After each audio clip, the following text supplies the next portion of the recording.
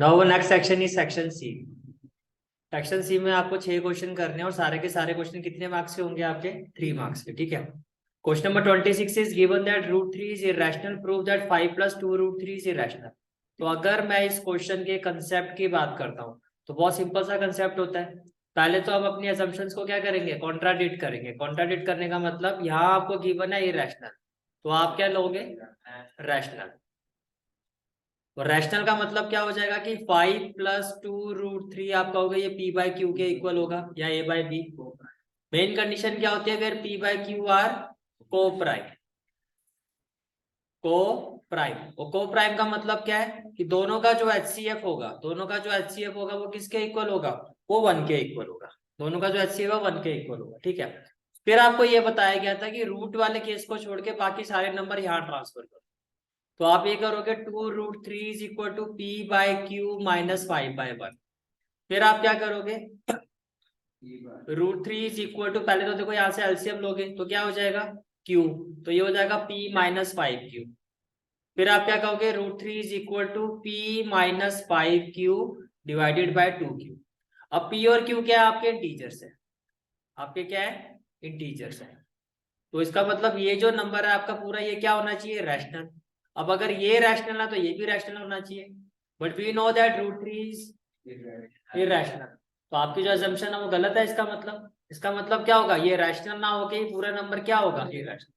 Concept clear हो गया। ठीक है। तो देखो, let us assume that 5 + 2√3 is a rational number. 5 + 2√3 is equal to p/q, where p/q are co-prime। फिर आपने क्या किया, ये +5 है, इसको यहाँ शिफ्ट करते हैं, ये हो गया -5। तो जब आप इसको सॉल्व करोगे, what you will have, 2√3 is equal to, यहाँ से आपने एलसीएम ले लिया q, तो ये हो गया p - 5q/q।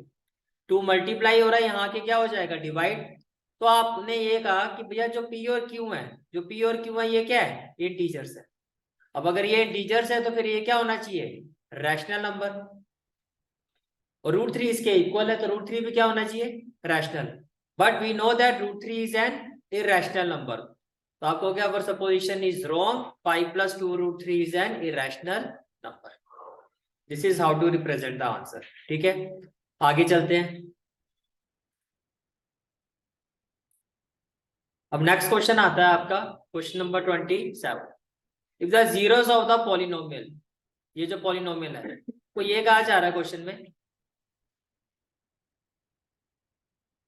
This is the question.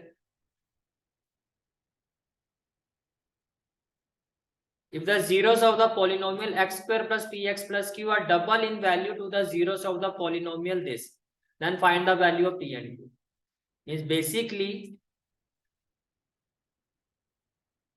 देखो let us assume that this is px, ये क्या है आपका px, तो आपका px क्या हो जाएगा, x² + px + q। इसके जीरोस क्या होंगे, अल्फा और बीटा मान लेते हैं, राइट, यही लेते थे हम। अगर मैं इसको स्टैंडर्ड इक्वेशन से कंपेयर करूं तो a आपका क्या होगा 1, b आपका क्या होगा p, और c आपका क्या होगा q। तो आपने निकाला अल्फा प्लस बीटा, तो ये हो गया -b/a। तो अल्फा प्लस बीटा क्या होगा आपका -b का मतलब -p/1, कुछ ऐसे ही आएगा आपका। ठीक है। और अल्फा बीटा क्या होगा आपका c/a, क्या होगा c/a, राइट। अब एक मिनट भाई, हमने उल्टा कर दिया। ये जो आपका पॉलिनोमियल है इसके जीरो डबल है, पहले आप इसके जीरो फाइंड करो। आप लोग इसीलिए शायद थोड़ा सरप्राइज हो रहे हो कि हमारा तो कुछ हो रही है, तुम्हारा फेस बता रहा है। नहीं नहीं, आपने ठीक किया है। इसमें आप डायरेक्टली देखो, जीरो वो फाइंड करोगे ना जिसकी वैल्यू आप डायरेक्टली निकाल सकते हो। उसमें तो सारे आपको पी और क्यू की टर्म्स में गिवन है, तो आपने जो किया वो सही किया है। पहले उस, और देखो उसने कहा आर डबल इन वैल्यू, ये जो पॉलिनोमियल है इसके जीरो डबल है, किसके, इसके जीरो के। तो पहले इसको यहां से हम स्टार्ट करेंगे, दैट इज 2x² - 5x - 3। अब स्टैंडर्ड फॉर्म से कंपेयर करोगे तो a आपका क्या होगा 2, b आपका क्या होगा -5 और c आपका क्या होगा -। Let the zero be alpha and beta, तो अल्फा प्लस बीटा क्या हो जाएगा -b/a, तो -b क्या हो जाएगा 5, a क्या हो जाएगा 2। Let this be equation number 1। Product of zero alpha beta क्या हो जाएगा, सी बाय ए, सी क्या हो जाएगा -3, ए क्या हो जाएगा 2। ये क्लियर हो गया, ठीक है, ये हो गया क्वेश्चन 2। अब आपको ये कहा जा रहा है कि जो ये पॉलिनोमियल है कौन सा, x² plus P x plus Q, इसके जीरो जो है वो इसके डबल है। तो अगर अल्फा है तो यहाँ पर क्या हो जाएगा 2 अल्फा, जहां बीटा है यहाँ पर क्या हो जाएगा 2 बीटा, इसके जीरो फिर यही होंगे डबल होने का मतलब। अब सम ऑफ जीरो यहाँ निकालो तो आप क्या कहोगे 2 alpha plus 2 beta equal to क्या होता है माइनस बी बाय ए, यहाँ पर क्या होगा 1, बी क्या होगा पी, सी क्या होगा क्यू, तो माइनस बी बाय ए। ये क्लियर। यहां से अगर मैं 2 कॉमन ले लूं तो ब्रैकेट में क्या आ जाएगा अल्फा प्लस बीटा, और माइनस बी की बात करते हैं तो ये हो जाएगा minus P by 1। Alpha plus beta की वैल्यू तो 2 इंटू 5/2 इक्वल टू क्या हो जाएगा -p/1। 2 से 2 कैंसिल तो p की वैल्यू क्या आ गई -5, p आ गया। आगे देखो, आगे क्या हो जाएगा 2 अल्फा इंटू 2 बीटा, ये किसके इक्वल होगा c बाय, तो c कितना है आपका q, तो ये q/1 हो गया। यहां से देखो 2 2 जा 4, तो 4 अल्फा बीटा इक्वल टू क्या हो गया q। अल्फा बीटा की वैल्यू क्या है -3/2, तो अल्फा बीटा की जगह लिखो -3/2 इक्वल टू में क्या हो गया q, 2 2 जा 4, तो q की वैल्यू क्या -6, क्वेश्चन खत्म। ये तो कंसेप्ट है। अब प्रेजेंटेशन, हाँ जी हाँ जी, इसको, इसमें आप क्या p और q की वैल्यू, इसको नहीं आप ये समझो ना, जब आपको ये वैल्यूज गिवन करने को तो आप कर सकते हो, जो x की वैल्यू होगी वही जीरोस होंगे, आप ऐसे नहीं कर सकते, ठीक है। लेकिन जब आप उसको इस पे वैल्यूएशन में रखोगे फिर वही आपको अल्फा और बीटा की टर्म्स में करना पड़ेगा, ये ज्यादा बेटर। अब देखो एग्जैक्टली आपकी प्रेजेंटेशन आपको कैसे रखनी थी। फर्स्ट फंक्शन जो आपको, जिसमें आपको वैल्यूज गिवन है, इसको आपने ले लिया px, फिर आप क्या करोगे इसको कंपेयर करोगे स्टैंडर्ड इक्वेशन से, जिससे आपके पास किसकी वैल्यू आ जाएगी a b और c। इसके जीरोस को आपने क्या ले लिया अल्फा और बीटा, ये क्लियर हो गया, ठीक है। फिर आपने क्या निकाला alpha plus beta minus B by, जब आप ये वैल्यू पुट करोगे तो आपके पास अल्फा प्लस बीटा की वैल्यू आ जाएगी। तो आपके पास जो अल्फा प्लस बीटा की वैल्यू आ जाएगी वो आ जाएगी 5/2। ये क्लियर हो गया, क्या आ जाएगी 5/2। इसी तरह से अल्फा बीटा आपने निकाला, अभी हमने देखा वो -3/2 आया था, ये हो गया क्वेश्चन नंबर। फिर आप किस पे मूव कर जाओगे सेकंड पॉलिनोमियल पे, अगर उसको px लिया तो इसको क्या ले लो fx। यहां से आपकी a की वैल्यू क्या होगी 2, b आपका -5, c आपका कितना हो गया -3। ये सारी वैल्यूज कर रहे हैं। अब क्वेश्चन में क्या कहा गया कि जो जीरोस है, जो आपका p और q वाला जो है पॉलिनोमियल, उसके जो जीरो है वो px वाले पॉलिनोमियल के किसके इक्वल है, ट्वाइस के इक्वल है। किसके इक्वल है, इसके ट्वाइस के, ठीक है। तो अगर उसके पॉलिनोमियल अल्फा बीटा थे तो इसके कितने होंगे 2 अल्फा और 2 बीटा। ये क्लियर हो गया, क्या होंगे 2 अल्फा और 2 बीटा। बस एक चीज का ध्यान रखना कि जो सेकंड पॉलिनोमियल है x² plus P x plus Q है, यहाँ पर आपको लिखना है x² plus P x plus Q. समझ में आ रहा है, x² plus P x plus Q, क्योंकि आपने इसी को fx किया। ये समझ में आ रहा है, ठीक है। तो a आपका जो होगा वो क्या होगा 1, b आपका क्या होगा b, और c आपका क्या होगा q। फिर आप कहोगे कि भैया ये जो fx है, ये इसके जो जीरोस है वो px के जीरो के डबल है, तो इसके जीरोस आपने क्या लिए थे अल्फा और बीटा, तो इसके जीरो क्या ले लोगे 2 अल्फा और 2 बीटा। ये कहानी क्लियर, ठीक है। आगे चलते हैं। फिर आपने सम ऑफ जीरोस निकाले, तो उसके अगर उसके जीरोस अगर 2 अल्फा और 2 बीटा है तो इसका सम क्या होगा 2 alpha plus 2 beta minus B pi. जब आप वैल्यू पुट करोगे तो आपके पास p की वैल्यू आपकी आई होगी -5, यही आई थी, और c की आपकी वैल्यू आई होगी, q की आपकी वैल्यू आई होगी -6।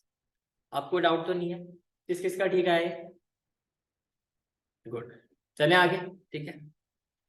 Next question is,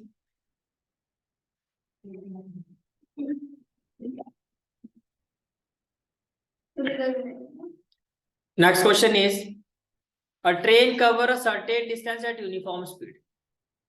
If the train would have been 6 km per hour faster, it would have taken 4 hours less than the scheduled time. मान लो भैया ट्रेन का जो ओरिजिनल टाइम है, स्पीड है, वो कितनी है x। ये क्या है स्पीड, ओरिजिनल स्पीड कितनी है x, और इस स्पीड के साथ वो कितना टाइम लेती है y/r। अब डिस्टेंस क्या होता है स्पीड इंटू टाइम, तो डिस्टेंस क्या हो जाएगा x इंटू वाई। पहले कहानी क्लियर। अब इसमें जितने जितने केसेस हैं इनको समझो। केस वन में वो क्या कह रहा है, if the train would have been 6 kilometre per hour faster, पहले स्पीड कितनी थी x, तो न्यू स्पीड कितनी हो जाएगी ये स्पीड हो जाएगी आपकी x+6 किलोमीटर पर आवर। ये क्लियर हो गया। स्पीड बढ़ाओगे तो टाइम कम हो जाएगा, तो वो यही कह रहा है। आपने स्पीड बढ़ा दी तो टाइम कितना कम हो गया, 4 आवर्स। तो न्यू टाइम ये हो गया आपका y-4 आवर। ये कहानी क्लियर। तो यहाँ पर डिस्टेंस तो कांस्टेंट ही रहता है ना, और डिस्टेंस क्या होता है आपका, स्पीड इंटू टाइम। तो मैं लिखूं x+6 इंटू y-4। ये समझ में आ रहा है। आगे देखो केस टू। केस टू में क्या कह रहा है, if the train were slower by 6 kilometre per hour. पहले स्पीड x थी, अब कितनी होगी speed, x-6 kilometre per our. ये समझ में आ रहा है। स्पीड कम, टाइम ज्यादा। It would have taken 6 hour more. तो अब टाइम कितना हो गया, y+6 आवर। अब डिस्टेंस कितना हो जाएगा, स्पीड इंटू टाइम। अब मेरा एक छोटा सा क्वेश्चन है, डिस्टेंस तो कभी चेंज हो ही नहीं सकता, तो अगर मैं इसको केस 1 से रिलेट करूंगा तो आप कहोगे xy equal to x+6 y-4 होना चाहिए, क्योंकि डिस्टेंस तो सेम ही रहेगा। अगर मैं इस डिस्टेंस को इसके कंपैरेटिवली रखूंगा तब मैं कहूंगा xy इक्वल टू क्या होगा, x-6 और y+6। यहाँ से आपको कितनी इक्वेशन मिलेगी, तो यहाँ से जो इक्वेशन आएगी इक्वेशन 1, और यहाँ से जो आएगी इक्वेशन 2, दोनों को सॉल्व करके x और y की वैल्यू आ जाएगी और उससे डिस्टेंस आ जाएगा। ये इस क्वेश्चन का कंसेप्ट। क्लियर हो गया यहाँ तक। तो आप कैसे करना है देखो। फर्स्ट ऑफ ऑल आपने ओरिजिनल स्पीड को क्या ले लिया, x, और ओरिजिनल टाइम को कितना ले लिया, y। तो डिस्टेंस यही होगा x into Y, that is speed into time. अब केस वन में आपको क्या आ गया कि भैया अब जो स्पीड है पहले के कंपैरेटिवली बढ़ गई है, कितनी, 6 किलोमीटर पर आवर। और स्पीड बढ़ने की वजह से पहले जितना टाइम लगा था उससे 4 आवर्स कम हो गया। डिस्टेंस तो यही रहेगा, स्पीड इंटू टाइम। तो स्पीड इंटू टाइम करके आपने ये डिस्टेंस लिखा। ये क्लियर कहानी। फिर आ गया केस 2। पहले जो स्पीड थी उससे 6 किलोमीटर पर आवर कम हो गई केस 2 में, तो टाइम कितना बढ़ गया, पहले जितना टाइम लगा था उससे 6 आवर बढ़ गया। अब डिस्टेंस ये आ गया। ये कहानी क्लियर, ठीक है। फिर आपने क्या किया,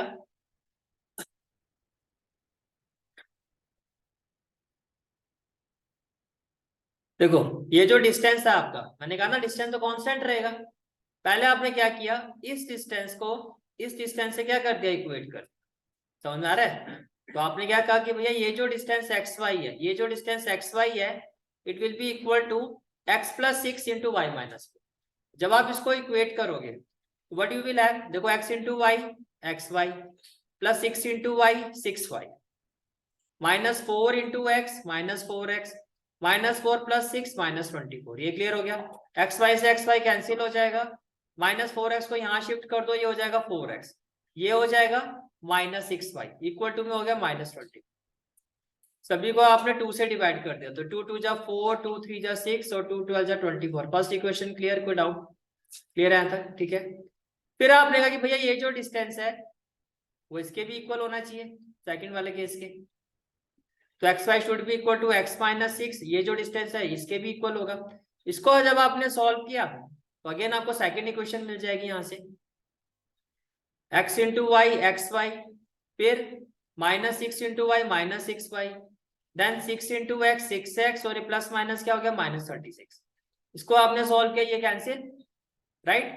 6x -6y इक्वल टू क्या हो जाएगा, +36। क्या मैं यहाँ से 6 कॉमन ले सकता हूँ, तो 6 आपने कॉमन ले लिया। इस 6 को जब इससे डिवाइड करोगे तो 36/6 क्या हो जाएगा, सेकंड इक्वेशन आ। दोनों इक्वेशन क्लियर होगी। क्वेश्चन बहुत सिंपल हो गया। अब आपको दोनों इक्वेशन को क्या करना है, सॉल्व करना है। तो ये आपकी 2 इक्वेशन बन गई। अब सॉल्व कैसे करोगे, आपने एक्स का कोफिशिएंट मैं सेम कर रहा हूँ, तो मैंने किससे मल्टीप्लाई किया, 2 से। तो ये हो गया 2x - 2y = 12। जब सॉल्व किया तो जो सेम वैल्यू थी उसका साइन भी सेम, साइन अपोजिट करने के लिए लोअर सेकंड इक्वेशन को माइनस आपने कॉमन ले, प्लस का माइनस इसको सॉल्व करोगे, y आपका 24 आ रहा होगा। y कितना आएगा आपका 24। y की वैल्यू आप पुट करोगे किसमें, इक्वेशन 2 में, तो x - 24 = 6 होगा, तो x की वैल्यू कितनी आ जाएगी आपकी 30 आएगी। ठीक है। तो आपको जो फाइंड करना था that is length of the journey, यानी कि डिस्टेंस कवर, जो आपका x इंटू वाई था। तो 30 × 24 720 किलोमीटर आपका आंसर। क्लियर हो गया क्वेश्चन, ठीक है। इसके बाद नेक्स्ट क्वेश्चन है आपका, जो और वाला क्वेश्चन था आपका, ये क्वेश्चन अच्छा था। This is a good question. इसमें ये है कि भैया दुकानदारी समझ में आ गई तो फिर समझ कर जाओगे क्वेश्चन, वो तुम्हारा हिसाब ऐसे टाइट रहता है। अनुज had some chocolate and he divided them into a two lots of A and B. मान लो A लॉट्स में कितनी चॉकलेट है X और B लॉट्स में कितनी है Y। ये कहानी क्लियर।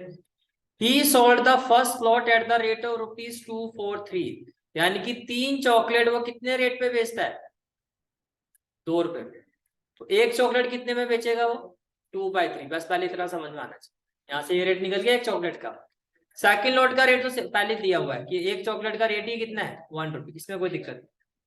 ठीक है, अब आपको क्या पूछा गया है, जब वो इस रेट पे बेचता है, इस वाले रेट पे ये और इस रेट पे, तो टोटल कितने पैसे मिलते हैं उसको, 400। फिर दूसरा रेट आपको दिया गया है, ये केस 2 कर लेते हैं, ये केस 1 था। दूसरे केस में क्या कह रहा है, if he had sold the first lot at the rate of ₹1 पर चॉकलेट। अब इसमें क्या है, फर्स्ट लॉट का रेट क्या है, एक चॉकलेट का 1 रुपया, and second lot at the rate of ₹445। Second lot का क्या रेट है आपका, 5 चॉकलेट का 4 रुपीज, तो 1 चॉकलेट का कितना हो जाएगा, 4/5। ये क्लियर हो गया। ये केस 1 में ये फर्स्ट लॉट का रेट है और ये है सेकंड लॉट का। अब उसको कितने पैसे मिलेंगे, टोटल 460। तो टोटल चॉकलेट है कितनी, टोटल चॉकलेट आपकी है कितनी, तो यानी कि x + y, यही निकालना है आपको। अब देखो, आपने कहा ए लॉट में x चॉकलेट है, अगर वो एक चॉकलेट फर्स्ट लॉट की कितने रेट पे बेच रहा है, 2/3, तो x चॉकलेट का रेट कितना हो जाएगा, 2x/3 होगा, 2/3x होगा। सेकंड लॉट में फर्स्ट केस में एक चॉकलेट का रेट कितना है, 1 रुपी, तो y चॉकलेट का रेट कितना हो गया, +y। इस रेट पे बेचा तो कितने पैसे मिले, 400। पहले बताओ ये क्लियर। बहुत ज्यादा सिंप्लीफाई करोगे तो 2x 3 × y क्या होगा, 3y। फर्स्ट इक्वेशन ये बनेगी आपकी। ये क्लियर है कहानी। आगे देखो, सेकंड केस में आ जाओ। If you had sold first lot at the rate of ₹1 पर चॉकलेट, इसमें तो कोई दिक्कत नहीं है, तो x चॉकलेट का रेट कितना हो जाएगा, x, क्योंकि फर्स्ट लॉट में x चॉकलेट है। और सेकंड लॉट में एक चॉकलेट का रेट है 4/5, तो y का कितना होगा, 4/5y। पैसे कितने मिले इस रेट पर, 460। 5 को x से मल्टीप्लाई करो, 5x + 4y, 5 × a 460, 5 0 दा 0, 6 5 जा 30, 5 4 दा 20 और 23। ये आपकी 2 इक्वेशन बनेगी। दोनों को सॉल्व करके x और y आ जाएगा, दोनों को ऐड करना। ये तो कंसेप्ट है। कहानी क्लियर, ठीक है।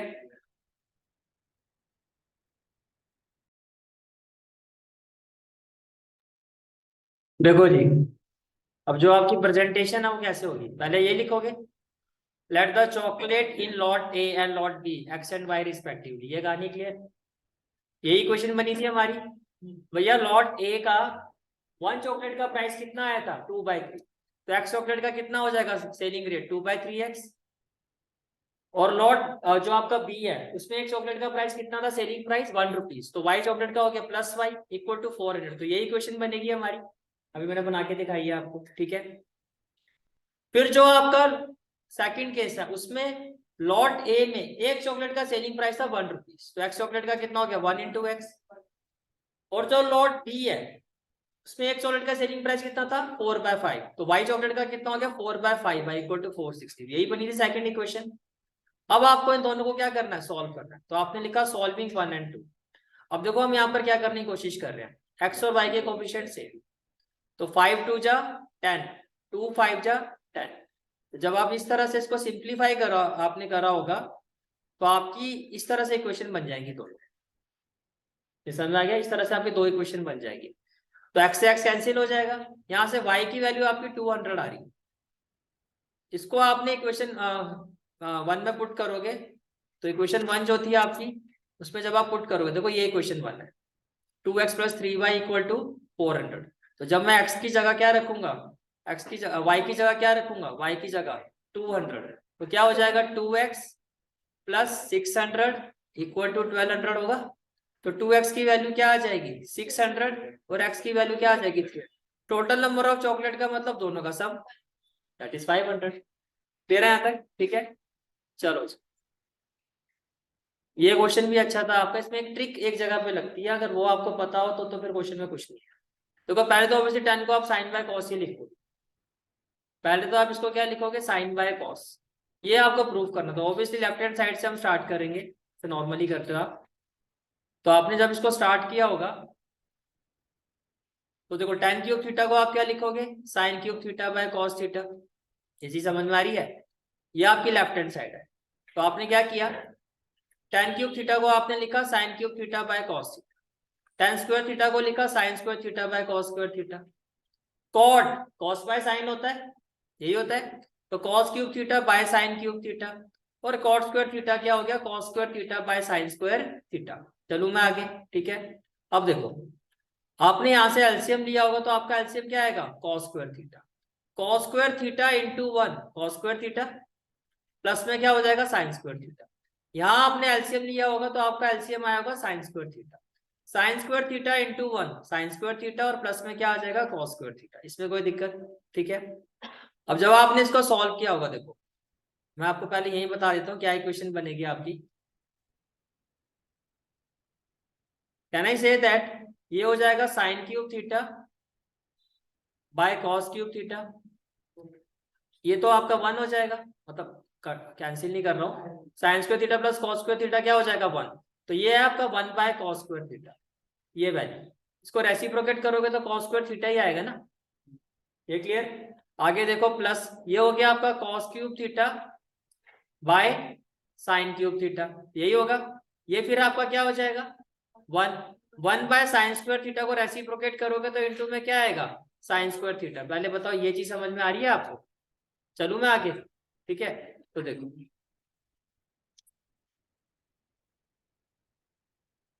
देखो भाई, समझ में आ रहा है, ये आपकी होगी वैल्यू फर्स्ट वाली, क्लियर। और ये आपकी होगी सेकंड वाली वैल्यू। चलू मैं आगे, ये समझ में आ गई वैल्यूज, ठीक है। आगे देखो, अब आप ये देखो, ये कैंसिल होके क्या हो गया, sign cube theta by cos theta, square से ये वैल्यू कैंसिल होके क्या हो जाएगी, cos cube theta by sine theta. जो मैं पॉइंट बता रहा हूँ वो ये, इसको आप ध्यान से समझ। देखो यहाँ से एलसीएम क्या आएगा, cos theta sine theta, sine theta को इससे मल्टीप्लाई करोगे साइन रेस टू पावर 4, और इसको इससे मल्टीप्लाई करके क्या मिलेगा, cos raise to power 4 theta. तो बेसिकली आप ये समझो, देखो आप, अगर मैं आपसे ये पूछूं, मैं आपके आगे एक आइडेंटिटी लिखूंगा और आप बताना क्या वो ठीक है। मैं आपसे पूछ रहा हूँ भैया a square plus b square का होल स्क्वायर क्या होगा।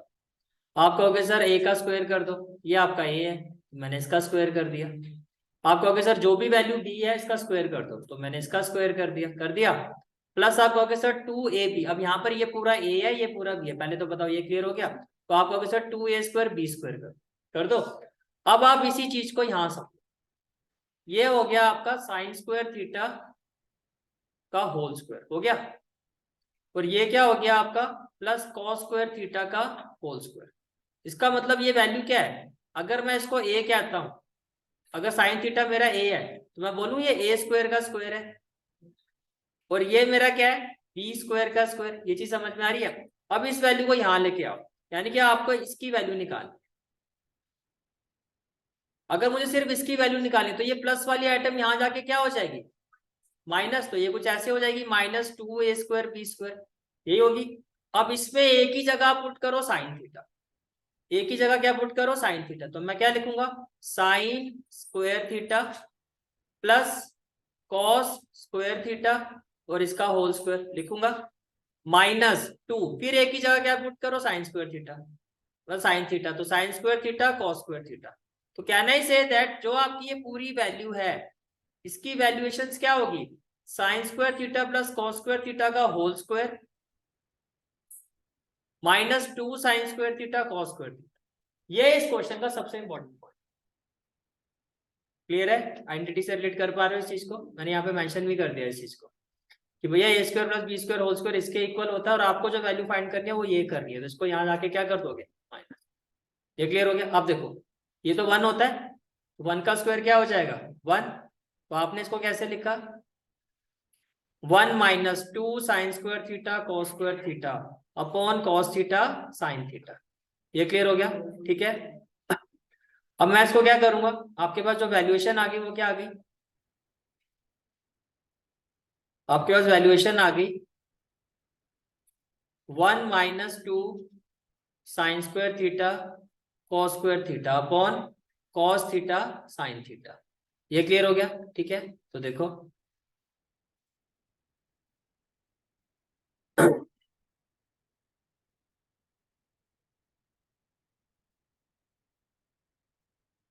अब देखो, जब आप इसको इससे रिलेट करोगे तो what we will have,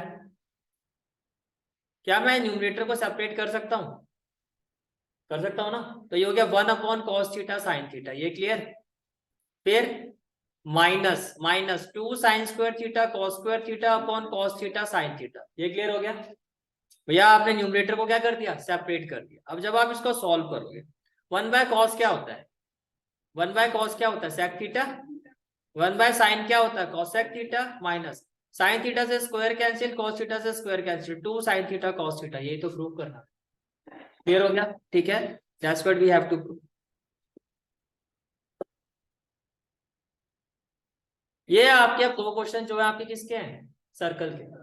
prove that parallelogram circumscribing a circle, यानी कि पैरेललोग्राम की चारों साइड सर्कल को क्या कर रही है? टच कर रही है। ये एक रोम्बस होता है। ये क्या है? एक रोम्बस होता है। तो देखो बहुत सिंपल तरीके से हमने किया था इसको। सबसे पहले स्टार्ट कैसे करोगे? Given a parallelogram ABCD circumscribing a circle with centre.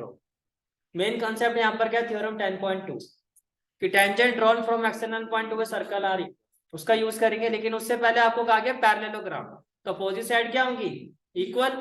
तो मैं बोलूं एबी जो है वो किसके इक्वल होगा? सीडी के।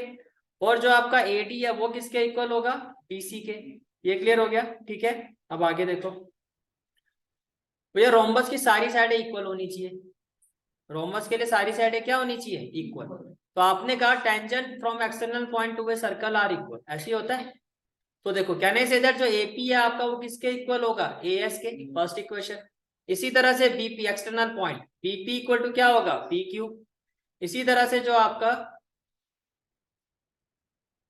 जो सी आर है आपका, सी आर वो किसके इक्वल होगा? सी क्यू के। और जो आपका डी आर है वो किसके इक्वल होगा? डीएस। आपने चारों पार्ट्स को ऐड कर दिया। अब जब आप ऐड करोगे तो ऐड में किस चीज का ध्यान रखना है कि दो पार्ट्स को ऐड करके पूरी साइड बननी चाहिए। जैसे कि देखो अगर मैं एपी और बीपी को ऐड करता हूं तो एपी और बीपी को ऐड करके पूरा क्या मिल रहा है मुझे? एपी। इन दोनों को आप एक साथ रखो। सीआर को मैं किसके साथ ऐड करूंगा? डीआर के साथ, तो सीआर के साथ डीआर को रखा। अब एएस और बीक्यू तो ऐड नहीं हो सकता ना, एएस और बीक्यू। मुझे एएस के साथ क्या चाहिए? डीएस। तो एएस के साथ मैं किसको रखूंगा? डीएस को। और बीक्यू के साथ किसको ऐड करूंगा? सीक्यू। तो आपके पास ये सारी चीजें आ जाएंगी। ये क्लियर हो गया? ठीक है, अब क्वेश्चन में पैरेललोग्राम के अपोजिट साइड्स क्या है?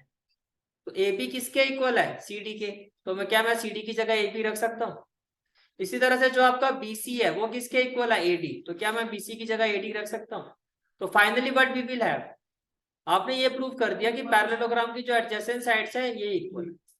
अपोजिट तो इक्वल थी, एडजेसेंट भी इक्वल, तो all sides are equal proof हो गया। दैट इज, और ये आपने प्रॉपर्टी पढ़ी हुई है कि अगर पैरेललोग्राम की एडजेसेंट साइड इक्वल हो तो वो क्या होता है? ट्रोपस। ये क्लियर हो गया? Last question of section D. अब मैं बार बार कह रहा हूं, जब मैंने आपको रिवीजन सीरीज में भी ये चैप्टर करवाया तो भी कहा था this is a very important, this is a very very important question. आपको इसमें फाइंड क्या करना है?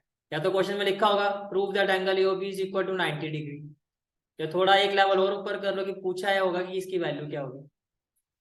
ठीक है, तो आपको ये एंगल एओबी फाइंड करना है। क्या फाइंड करना है? Angle AOB. ये भी एक टेंजेंट है, ये भी एक टेंजेंट है, और ये भी एक टेंजेंट है। ये तो क्लियर है। पर क्वेश्चन क्या है अकॉर्डिंगली, ये दोनों क्या है? Parallel tangent.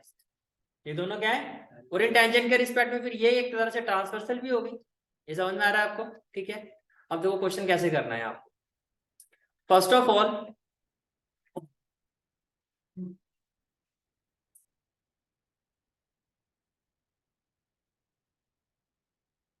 आप कंस्ट्रक्शन करोगे, ओसी को ज्वाइन करोगे।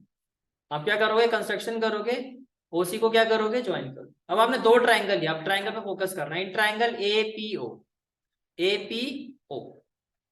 तो दूसरा ट्राइंगल जो आपने लिया वो लिया एसी। पहले बताओ ये चीज क्लियर हो रही है? एसी, ये क्लियर? आपने कहा कि भैया भैया आपको पता radius is perpendicular to tangent, तो इसका मतलब ये एंगल भी कितना? 90। ये एंगल भी 90, दोनों राइट ट्रायंगल है। तो आरएचएस क्राइटेरिया से हम कॉन्ग्रुएंसी प्रूव करेंगे। तो आर आर तो हो गया क्लियर। और राइट एंगल की अपोजिट साइड क्या होती है? हाइपोटेन्यूज H, दोनों का कॉमन है तो ये भी इक्वल है। एंड एनी अदर साइड, ये दोनों का क्या है, रेडियस। तो हो गए तीन चीजें इक्वल, क्लियर हो गया। तो angle APO is equal to angle ACO कितना, 90 degree by radius is perpendicular to tangent. आपने कहा OA is the common side and OP is equal to OC, radius of the same circle. यहां तक हाँ जी, AP इक्वल टू, हाँ जी, AP equal to, RHS criteria ले रहे हो दीदी, लिखने को लिख सकते हो, साइड तो कोई भी ले सकते हो उस हिसाब से, ठीक है, क्लियर है यहाँ तक, ठीक है। पर R और H का ध्यान रखना। तो कॉन्ग्रुएंट प्रूफ हो गया आपका RHS क्राइटेरिया से। Now can I say that by CPCT angle AOP, देखो अब एंगल AOP ये वाला है is equal to angle AOC this one.